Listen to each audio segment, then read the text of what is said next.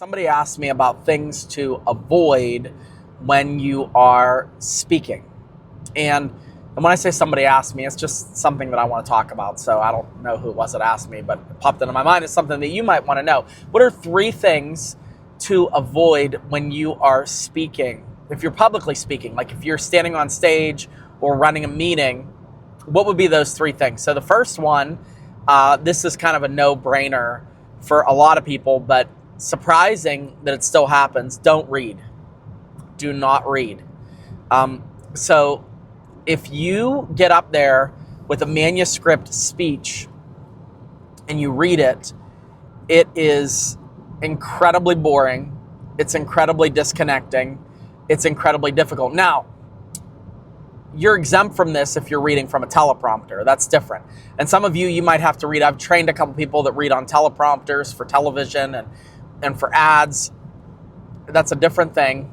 I was coaching somebody not too long ago that had to do a speech with, on a teleprompter because it was being broadcast to like thousands of people. Completely different.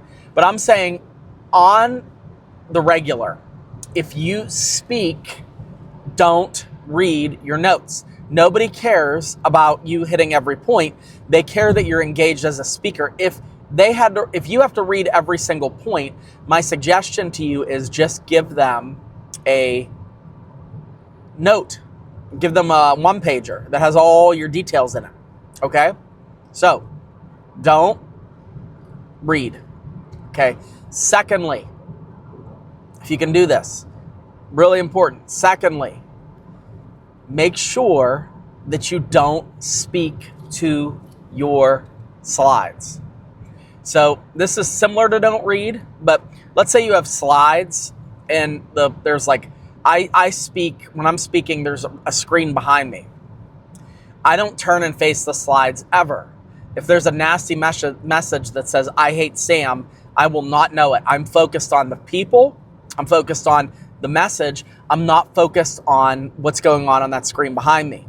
So now you could have a way, if you're like, well, I'm worried that the notes are wrong, you can get a confidence monitor. If you're doing Zoom, you can do something in PowerPoint called presenter mode, which is a way for you to look at your slides without looking at them and still look at the camera. All that's well and good, but your eyes need to be fixed on the people and not on the notes. Same deal as with reading. If you have to turn around and you start presenting to your notes and you're reading what the notes say, I mean, you can reference it, but again, you have to realize that you cut your audience off. They didn't come there so that you could read. They didn't come there so that you could show them how good you are at 4th grade reading.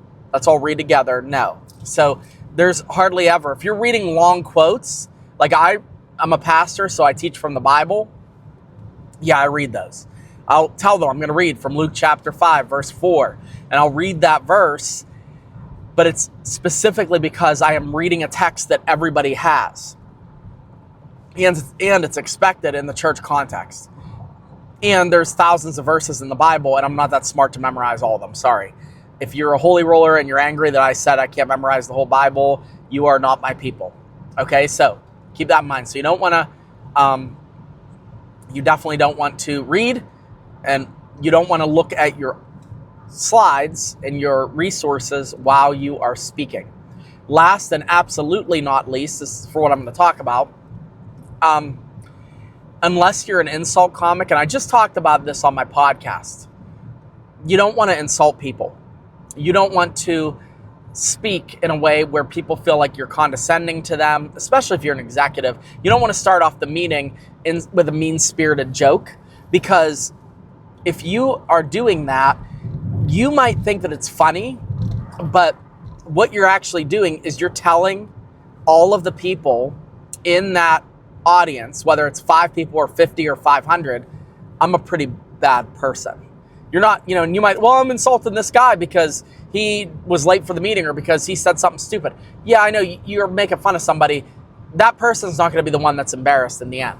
So when you're speaking, you want to make sure that the type of humor you use, and again, if you are not subscribed to my podcast, check it out. This week I just dropped an episode about how to use humor. I love using humor in speaking, even in corporate settings, even in church settings.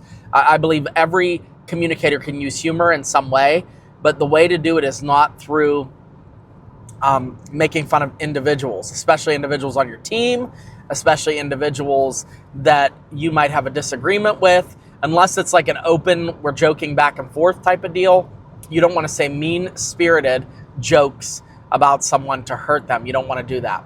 All right? So to recap, don't read, skip it. Don't look at your slides. Remember, if the presentation screen is on fire, your concern is your face. They're looking at your face. And third, and most importantly of these three, do not act in a mean way towards anybody you're speaking to, or you will lose credibility with the entire audience. Hope that helps. Like and subscribe on YouTube for more information like this. I try to drop a video once a week at least, and I have a weekly podcast. I would love to help you. Also, I coach people on speaking. I would love to talk to you about that. And please let us know how we can help you. Thanks so much.